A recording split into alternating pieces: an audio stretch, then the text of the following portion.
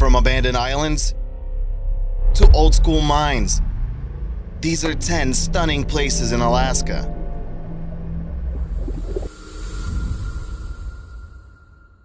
Number 10.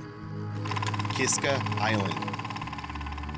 We start off our Alaskan journey with the little-known Kiska Island, which is part of the Rat Islands, which as a whole are part of the Aleutian Islands of Alaska, also known as the easternmost part of the USA. Yeah, it's true, look at a map. They're so far west, they're actually in the east. On June 6, 1942, Kiska and nearby Attu Island were invaded by the Japanese. The 10-person US Navy weather station was taken over. One of the servicemen actually managed to escape and hide in the freezing wilderness for 50 days. The Japanese moved in about 5,300 people on the 107 square mile island. They managed to hold on to the island until July 1943, when US forces destroyed the Japanese garrison on Attu Island. By the time US forces got to Kiska Island, though, the only things left were a few service dogs and fresh brewed coffee. Sadly, around 200 American and Canadian men lost their lives, mostly from friendly fire and booby traps. These days, the island is a protected wilderness, so if you're thinking of hopping on your Sea-Doo and checking the place out, know that you will need special permissions and something bigger than a Sea-Doo. Oh yeah, I almost forgot to mention, there's also an active volcano on the island, and the last confirmed eruption occurred on January 24th, 1962. Number 9. Kobuk Valley National Park. Do you like national parks but don't like the crowd? Then Kobuk Valley is for you. The park is about the size of Delaware and it sits above the Arctic Circle. The only way to get to it is by chartered air taxi. There are absolutely no roads or trails, and apart from a select few ranger stations, you will be completely on your own. The most famous part of the park is probably the sand dune fields. About 20,000 acres of them. NASA has started funding the studies of these formations because they might be analogous to Martian polar dunes. So yeah, to recap, extremely secluded, about 15,000 visitors yearly, out of this world terrain, no sunsets for about a month, nighttime temperatures reaching minus 50 degrees Fahrenheit, and above all, the Northern Lights. Be sure to really plan ahead if you want to experience this wonder of Alaska. Number 8. Diomede. The native name for this city is Injalik, meaning the one over there.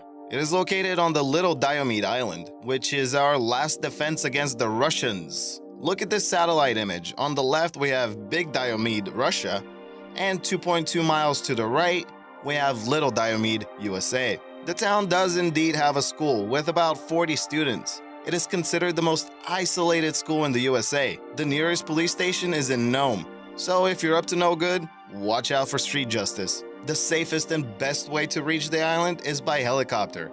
And get this, the townspeople get their mail delivered weekly at a cost of about $300,000 per year. So how did this place come to be? It is believed that around 10,000 years ago, the Bering Land Bridge was a thing, and Little Diomede would have been considered a part of Siberia. The land was first used for hunting grounds starting about 3,000 years ago, and the only thing that's left is that one city called the one over there. Number 7. Whittier.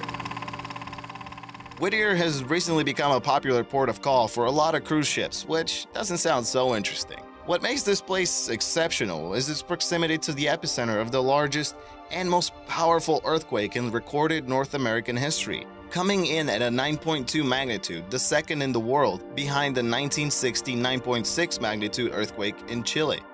Usually, Whittier makes these lists because it is known as the town under one roof. The Begich Towers condominium is the main housing building in town, and most of the 220 residents live in it. Even the police department and the post office are located inside the condo. There's a lot of abandoned buildings and machines in the area. Most of them were left after the 1960s earthquake. So if weather permits, walking around the vicinity of the town, you can spot a lot of interesting sights. Number 6. Barrow. The official name for this wonderful chilly place is Utqiagvik.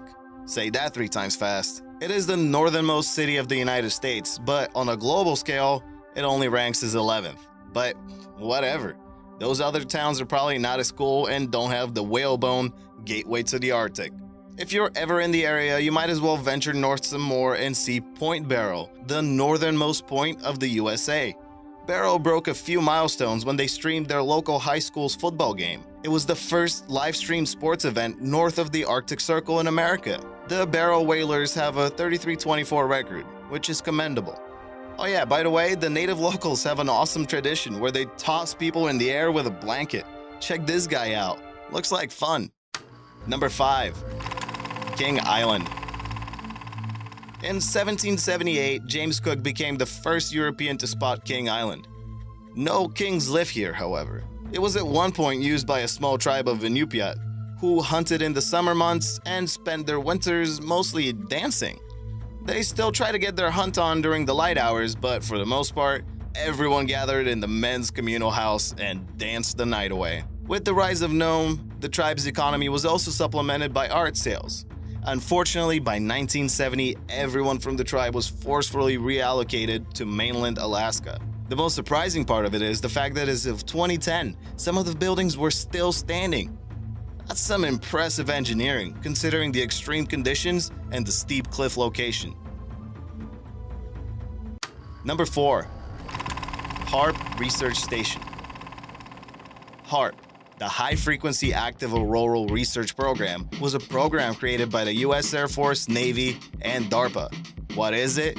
Or more accurately, what was it? The program was all about studying and analyzing the ionosphere, with the ultimate goal being great enhancement of radio communications and surveillance. The facility is located near Gakona, Alaska, and day-to-day operations were sometimes given to the University of Alaska Fairbanks. Now, this is where I tell you, if you feel like you're missing some conspiracy in your life, check out this video. And make sure there are no guys in black suits outside of your house. Just peek through the blinds real quick. Number 3. Kennecott. Kennecott is one of the more famous places in Alaska, and it earned its place on the National Register of Historic Places in 1978. This mining camp got its name from the nearby Kennecott Glacier, though it is spelled differently due to a clerical error. By 1916, there were 5 mines operating in the area: the Bonanza, Jumbo, Motherlode, Erie, and Glacier. Combined, they produced copper valued at $32.4 million a year. In today's money, we're talking about $750 million. One by one, the mines dried up, and on November 10th, 1938, Kennecott became a ghost town as the last train left the station. The camp was left abandoned for about 30 years. The plans were to demolish it all, but that failed too. Locals are happy that the historic buildings have been preserved, and many people that took items from the buildings returned them to the museum. Nice! Number 2. Ice caves. Alaska has some fantastic ice caves, with the most famous being the Mendenhall Glacier Caves. The Mendenhall Glacier spans about 13.6 miles and is part of a protected recreational area. The massive glacier offers amazing views up top, but some people are more interested in what's underneath. Glacier caves are usually created by melting ice that finds its way underneath, creating a stream. Beware though, glacier caves are not the most stable. There are many examples of collapses and disappearances of passageways altogether. Before we jump into the best honorable mentions for Alaska, I asked you all to share some stories with me. Thank you. Love learning new and interesting facts. So if you have anything about Alaska, spit it out. Thanks, Storm Armstrong. Hope you like this one too. There are so many awesomely strange places in Alaska. It was hard to fit them all in one video. Heck, there should be a video exclusively for the Aleutian Islands. Here are some of the places that found their way into the honorable mentions. First up, we have the Igloo City Hotel. Well, it was supposed to be a hotel, but the project failed multiple times with multiple owners. Next up, we have the Atka B-24D Liberator plane wreck. In 2008, the site became part of the World War II Valor in the Pacific National Monument. Have you ever wanted to explore some permafrost? The Cold Regions Research and Engineering Laboratory has made that possible with their permafrost tunnel. Located near Fairbanks, this facility is pretty much one of a kind. If you're feeling like hiking the Alaskan wilderness a la Into the Wild, the first place you need to go is Christopher McCandless Magic Bus. Just know that the trek is dangerous and taxing. In 2013 alone, 12 people had to be rescued because they did not prepare well enough. Don't be a fool. Number 1. Adak. We have reached our final destination, the southernmost town of Alaska and the westernmost town in the USA. Translated from native Aleut, the name means father. The island has history dating back centuries, but we will focus on more recent events since there's pictures for that. There was a military base there built in the 40s, but by 1997, it was all abandoned. The Adak Naval Air Station was not a complete loss of resources though. Most of it was repurposed as the Adak Airport. However, there are some derelict buildings littered around the landscape. The island as a whole has a few abandoned spots, like this church, or this fishing boat that just couldn't take it anymore. What's more interesting and beautiful than abandoned buildings? The stunning nature surrounding them. When you venture off the beaten path in a wild place like Adak Island, you have to be prepared for everything. Hiking in Alaska is no small feat.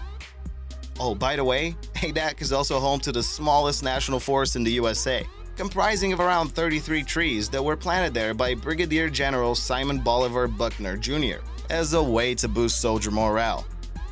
So, would you spend Christmas on Adak Island? Let us know in the comments below. I love reading all your thoughts and opinions. If you want more World on Earth, subscribe and check out this awesome video.